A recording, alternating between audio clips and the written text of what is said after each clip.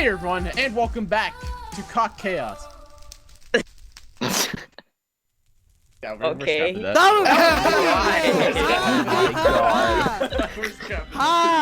Did you? Alright. That was so funny. That was fucking hilarious. I thought you said that by accident. Never mind. Okay. Alright. 5. Wait. Okay. Wait. 2. 1. Hello everyone, and welcome to the Block Chaos Ultra Hardcore Season 10 premiere. So today, we're running a brand new season event, joined with these amazing participants and organized by myself, TossedUHC, and Primal Phase. Let's start the introduction. So, Minecraft Ultra Hardcore is a vanilla game mode created by Guude and Mindcrack SMB server. In this game mode, player health does not regenerate naturally upon taking damage, and health can only be regenerated with a golden apple, golden head, or health potion. UHC is an intense game mode played with the goal of being the last man or team to stand alive in battling or surviving other players in completely vanilla generated world. And Block Chaos UHC is a group of Minecraft YouTubers that participate in recordings of UHC seasons, each gamer season having a featured scenario or much more. So for season 10 of Block Chaos UHC, we are having a long-awaited FFA season. We're going solo. There will be no alliances, teams, or truces allowed. Everyone is on their own to survive and fight. In this season, we're also including a new and popular scenario called Timebomb. If you are unaware of Timebomb, basically every player, every time a player is killed by PvE or a player, PvP, I don't know, all the items of the dead player will drop in a double chest placed at the spot of the dead player.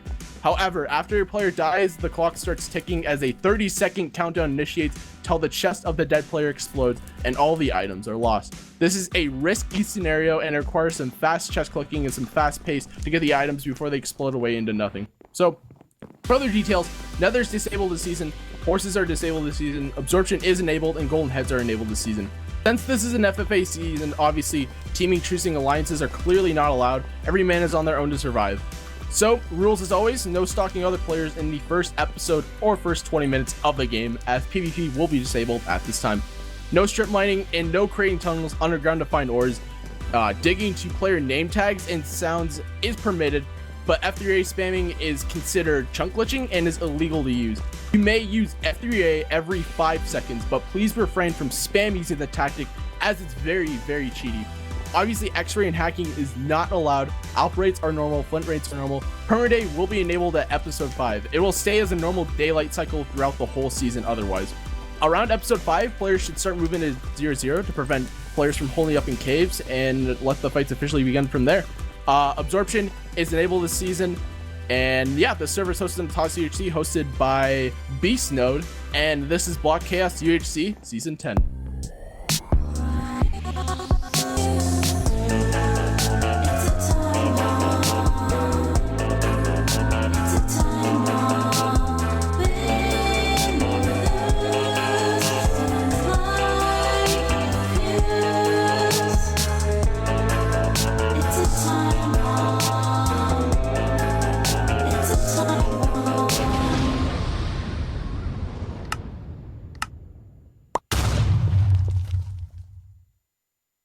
Sound muted. Hey everyone, welcome to Block Chaos Season 10. Believe it or not, here we are, defending champion, spawning in a desert. That is awesome. Really close to 0-0.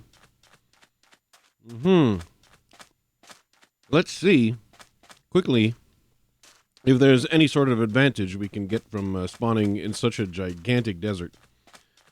And apparently, getting a few reeds is going to be it. That's going to be all we get. Doesn't look like there's any temples anywhere. And the desert, a desert 0-0, is going to make Timebomb potentially look interesting. Because sand blows up real good. Well, we have a village at least. So that's something. I'm hoping that nobody will have come up on this village, and that's just because, it's a question of starter food. These carrots right here are gonna fill the spot. Oh yeah, that's right, they are. That's all I want, carrots. They're good for your eyesight, didn't you know? Otherwise, it really doesn't look like there's anything of great value in this village. Don't care about wheat. I don't even see villagers to trade with. They appear to have vanished miraculously enough. We're just gonna pick up the carrots, and that's gonna give us a source of food that we don't have to smelt for a long, long time. Okay. Besides that, we're gonna move on. We're gonna get stone tools. All that kind of stuff, and we have trees over there, so that's really convenient. So, hey, we got a new season of Block Chaos. And defending champion Floozemaker, of course, Ex-Nestorial was also involved in that win. He played his part. He caved. He did things. He was fun to have on commentary.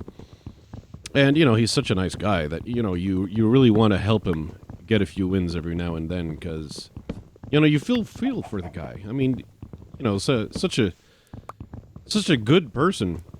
Such a great big heart. And, you can't help but want to cheer for him and, let the little guy have a win every now and then. But, yeah, so it was really a pleasure to carry Engal to victory. And, 1, 2, 3, 4, 5. All right, whoops, I don't know why I counted 5 there. Go figure.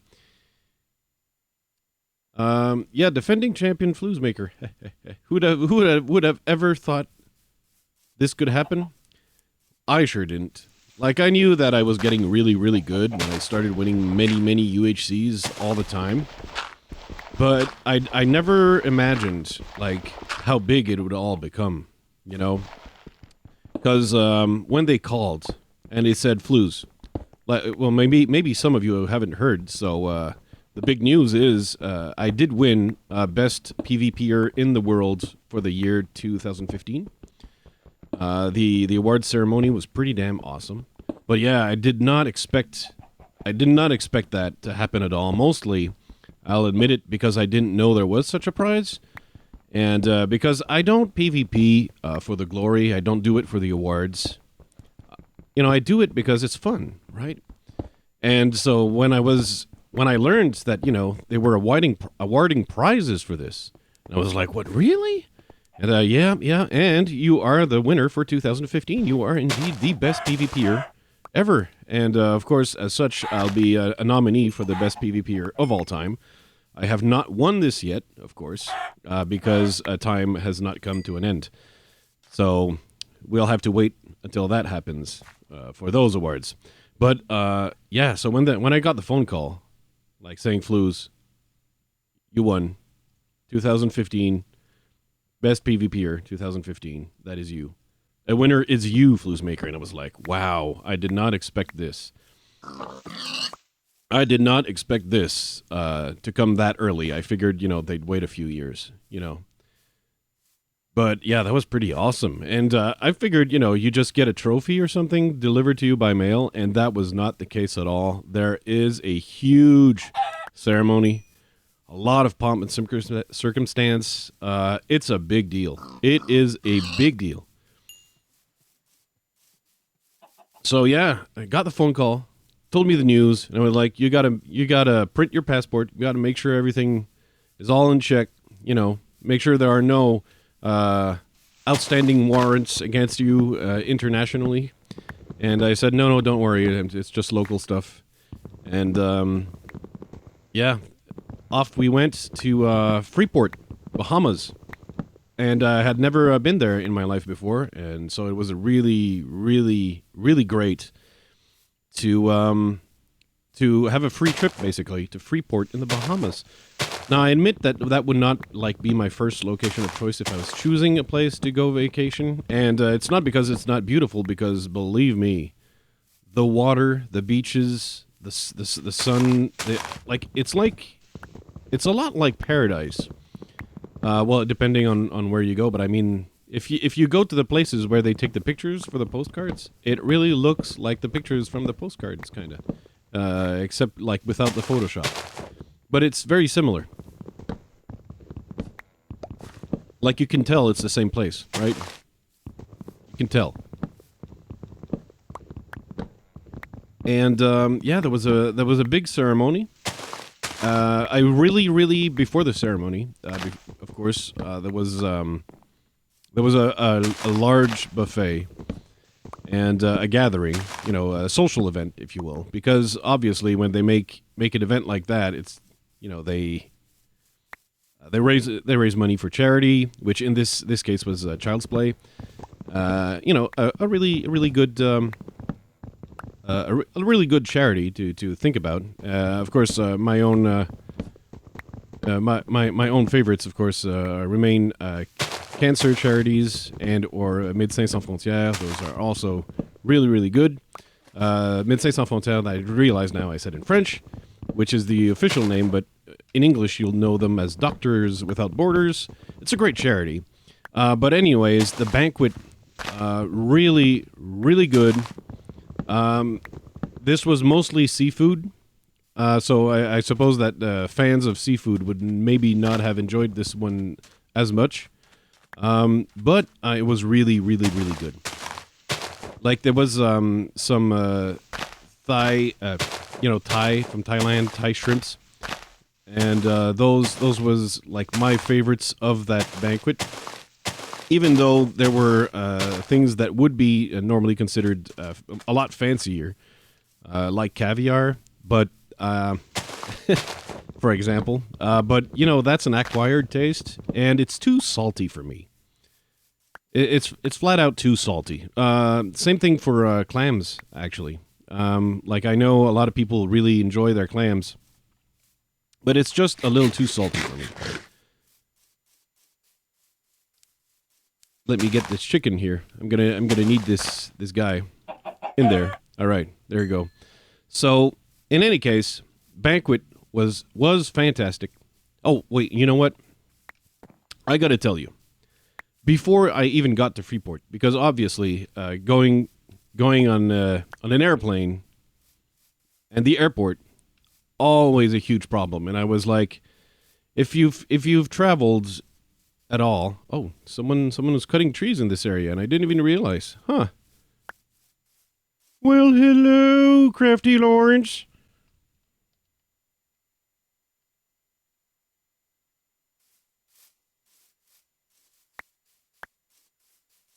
All right. Well, what do you know? Yes, airport. I swear, I've been around this planet for a while, and it seems to me like airports have just gotten worse, which is strange because the technology keeps getting better. Sorting through luggage and all that kind of stuff. It's supposed to get easier and easier, but what happens is that it's just getting worse and worse. My main beef in this occurrence is that they've begun replacing the check-ins with automated machines. And since nobody knows how they work, it's slower. So there's like the people you're waiting at, the people in front of you, they just don't understand the machine at all. They don't understand, like they don't understand what they got to do. And so there's one lady who's in charge of like explaining to people how the machines work. But of course, every single person at every single machine is busy asking her questions. So all the other peoples and all the other self-check-in machines are just waiting for her to be done with other people. And then everyone's waiting. It's just terrible. I suppose that at some point in time, people are going to know how those machines work, and they'll be able to check in themselves. But that until that happens, it's actually slowing everything down. It's like greater technology, superior technology, shooting you in the foot. Oh, who's that over there? Let's go say hi. Let's go say hi. It's Purple Dino.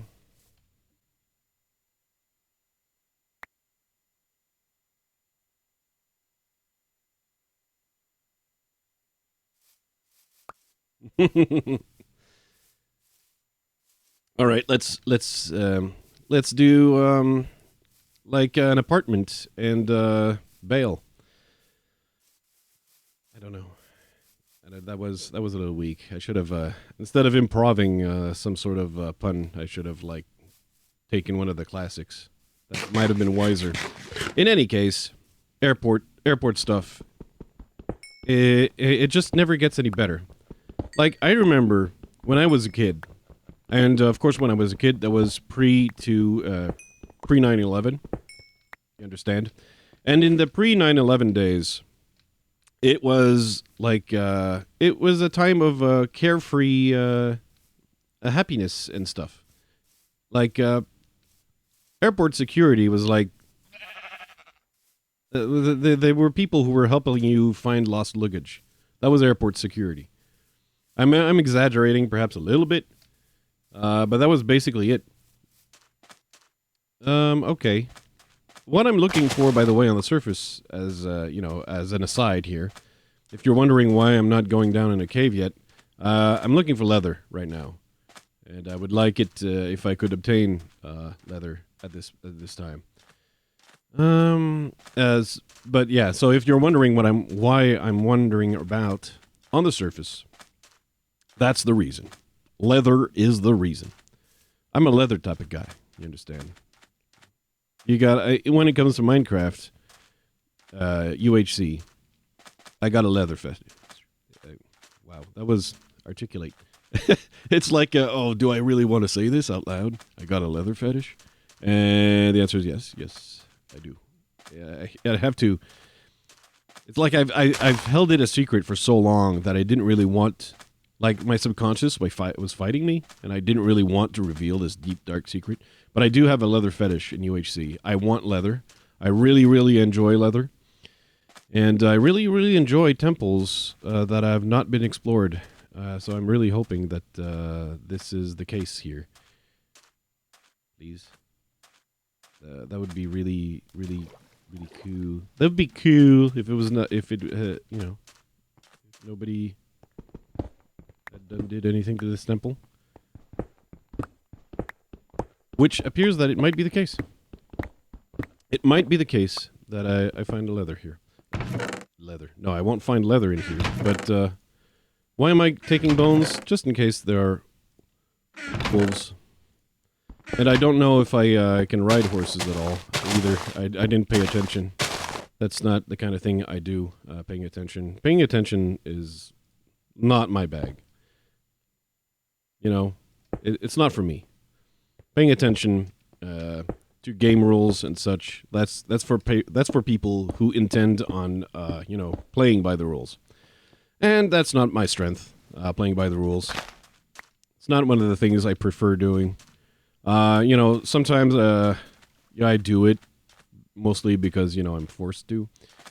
But otherwise, if I had the choice to play by the rules or play by not the rules, especially since, you know, if I had to play by the rules, I probably wouldn't succeed as much or as often. So, you know, it's that's that. Oh, blacksmith. Interesting. In any case, airports, like, it used to be that you just, where you checked in your baggage, went into the plane, and, you know, there was nothing else you were expected to do. Right? It was just nothing else. Okay. And I'm gonna take these as well, because that's how I roll. Oh, 13 emeralds. Like, I'm gonna get that. Okay. Let's just wander around, but I'm still looking for caves. And, I don't know who that is. But, I'm gonna leave them a furnace gift. They're gonna be wondering what's going on. There you go.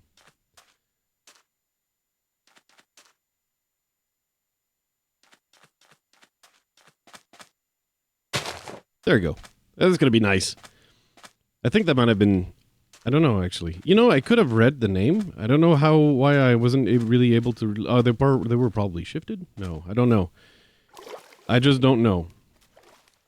I don't know why that was why. I don't know why that was how it was. In any case, where was I? Yeah, airport. Yeah, it used to be that you'd basically have the same type of security at the airport that you'd have at a bus station, right? Whereas, like, there's nothing going on. Ain't nothing going on. This desert is so huge. All I want is cows. I don't know why I'm wandering around the desert trying to find cows. I suppose that a village with a library would work equally well, really. But I see there's more wooded areas over there. So that might be a place to look for cows at. It might be the kind of place where I want to look at for cows, you know. In any case, yeah, airports really suck. And what happens is that airplanes also suck more than they used to. Now, of course, I say they suck more, and I do acknowledge the fact that they're a lot faster, more fuel efficient, like soar through the air much more efficiently than they used to. Breakthroughs in aeronautics just never cease to happen. One of the problems is that didn't I take the bones? Oh yeah, I did. Okay, excellent. Okay, I got. So there are wolves around here. You know what? I'm just gonna have fun and bring 2 dogs with me, just because I had dogs for a brief time last season, and it never had any effect at all on the outcome of the game. But it was sure fun for that brief moment where I had dogs. I'm gonna kill these pigs over here. Still hoping to find leather at some point. I should probably go actually in the other direction, because I think I'm gonna nearing the corner of the map in that other direction over there. So if I want leather or books, still gonna need to travel quite a bit. But in any case, what happens is, while the airplanes keep getting better and better,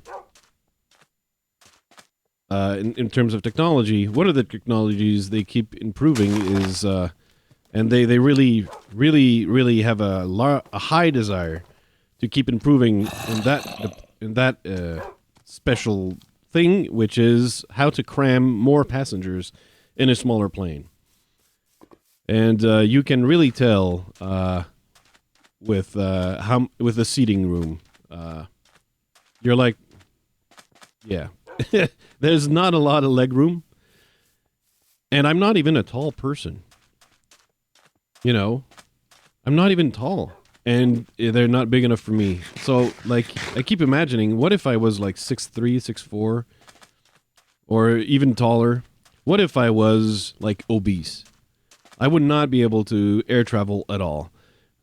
And I bring this up because, of course, I was not flying coach to the Bahamas for the Best PvPer of 2005 awards.